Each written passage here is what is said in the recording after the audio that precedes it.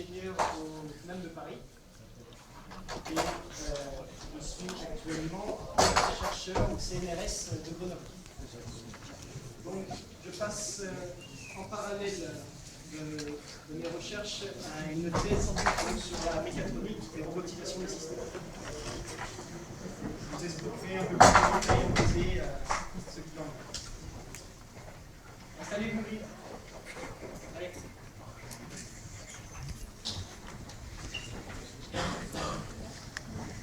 Alors, quelques informations sur l'enseignement universitaire. On aura une séance de 2 heures ensemble. Donc, c'est 2 heures de cours. Il faut arriver à l'heure. On va répéter un peu plus tard. Et je suis un peu cheval là-dessus. Pour ce qui est des conditions d'évaluation de cet enseignement, il est fait sur 3 points, un DS. Allez. Un DS de 2 heures, sans document, sans calculatrice, un test d'une demi-heure à la semi-semestre et des mini-tests sur place en début de TD. Donc environ 10 mini-tests. C'est ce qu'il y a? Non. D'accord.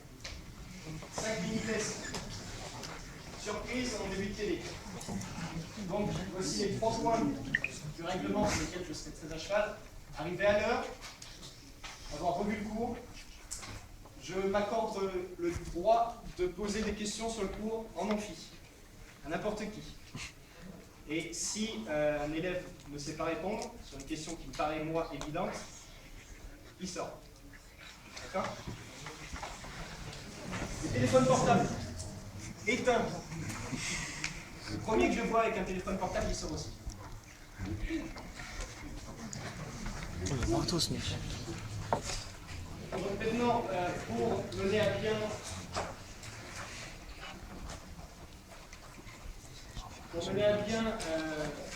ces cours, vous avez besoin d'outils. Des outils mathématiques, notamment les équations différentielles de premier et second ordre, à coefficient constant et à second, évidemment. Ça, vous l'avez tous vu en terminale. Évidemment. Peut-être de STL. Personne n'a vu. STI. STL et STI, on l'a vu. S'il vous plaît, s'il vous plaît.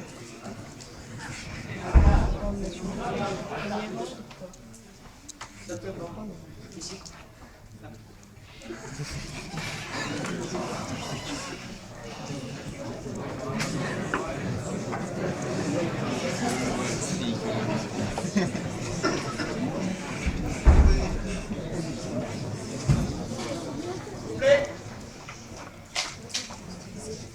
Donc, si vous ne les avez pas vus, ces points-ci, vous allez pouvoir les travailler chez vous. Ce n'est pas avec moi que vous allez rattraper ça. Pour moi, c'est de l'actif. Ensuite, s'il vous plaît, le calcul vectoriel, pardon. Le vectoriel, vous l'avez fait. Bon, ça va. Ça. Pourquoi? Non, ça. Moi, c'est dur pour moi. Non, 45. Au revoir.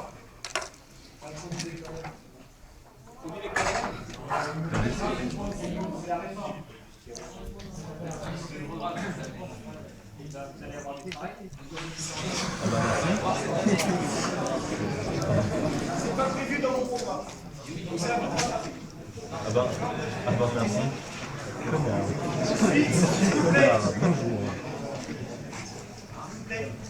Ensuite, les PFD, donc les principes fondamentaux de la dynamique et par extension de la mécanique newtonienne. Ça, vous l'avez vu. Oui, J'imagine bien. Allez, le premier. C'est bien.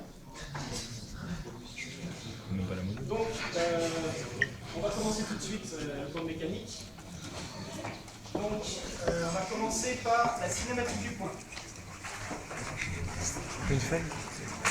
Non, je suis pas pris mes affaires. Je vais noter moi. Oui, bah, je peux te copier plus Ouais, tard. je script.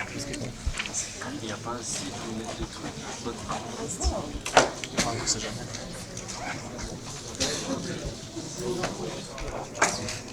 Le cours est sur l'intranet.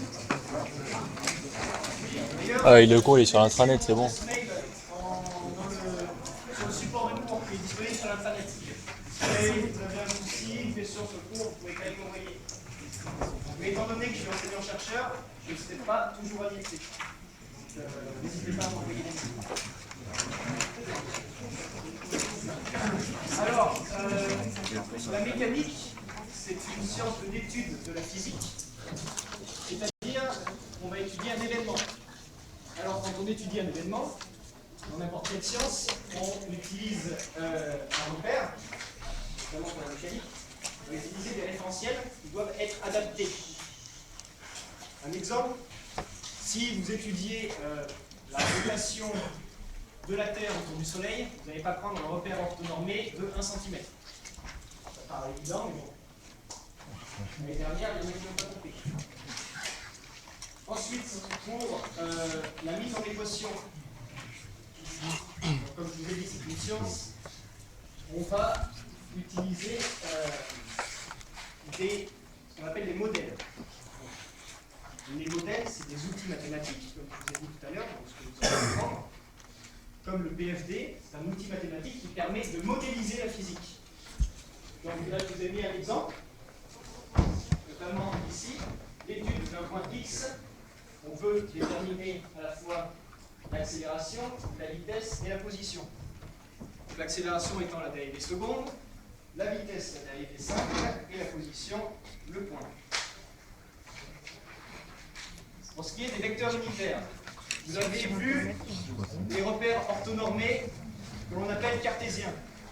Cartésien, c'est quand on définit un point à la fois par x, y et z.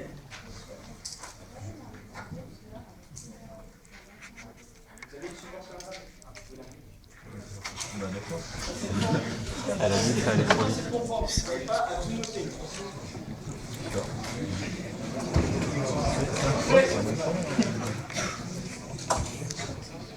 Donc, vous avez vu les repères cartésiens.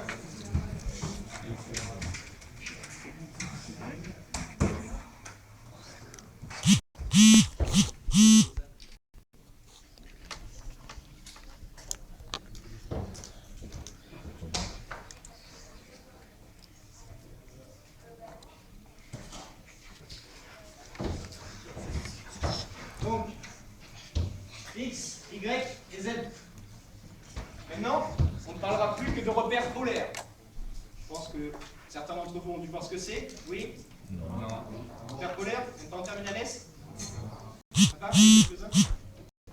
Donc, un repère polaire on définira obtenu par X, Y et Z, mais par un point M. Donc, un repère O, on définira le rayon R et l'angle θ. Et ensuite, quand on sera en 3 dimensions, l'angle φ. Donc voici les définitions des vecteurs unitaires UR et Uθ. Sachant que le vecteur OM est défini par R, vecteur unitaire UR, égale R plus θ, R sin θ. Et la dérivée de Uθ est égale à moins UR, et la dérivée de R est égale à Uθ. Ainsi, on aura dans la cinématique les formules suivantes que vous devrez apprendre par cœur, parce que ça va sans aucun doute tomber sur le semestre. Les vecteurs position, les vecteurs vitesse, les vecteurs accélération. Ça reste simple, ça paraît compliqué, mais absolument pas. Il suffit juste de dériver.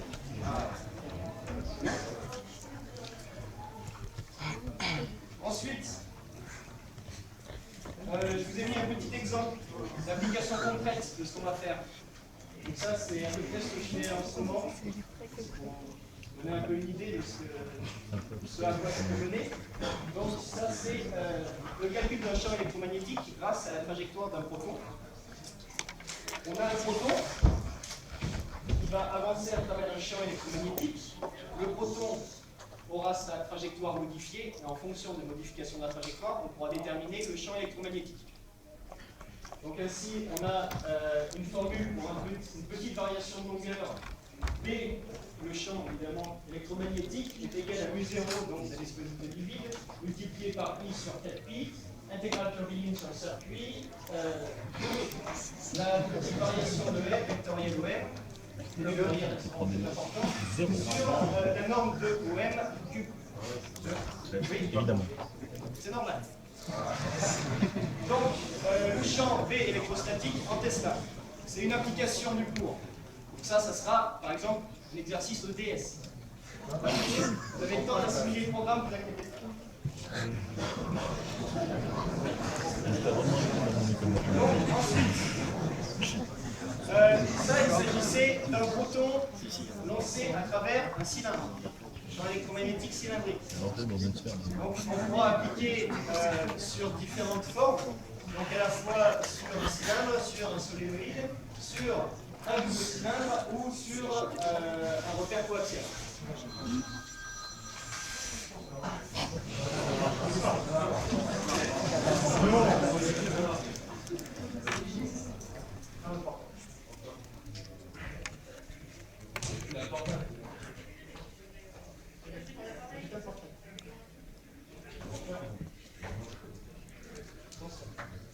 C'est qu'un putain de portable.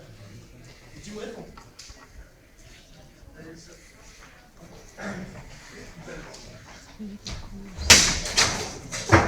Voilà.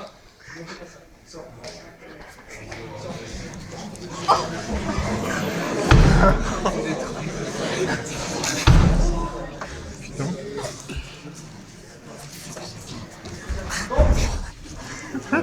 Vous voulez concentrer avec votre mic?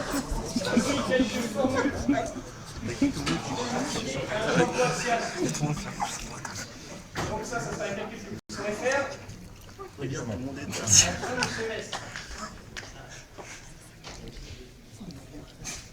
Donc ensuite ça c'est un cylindre. On passe un proton électromagnétique.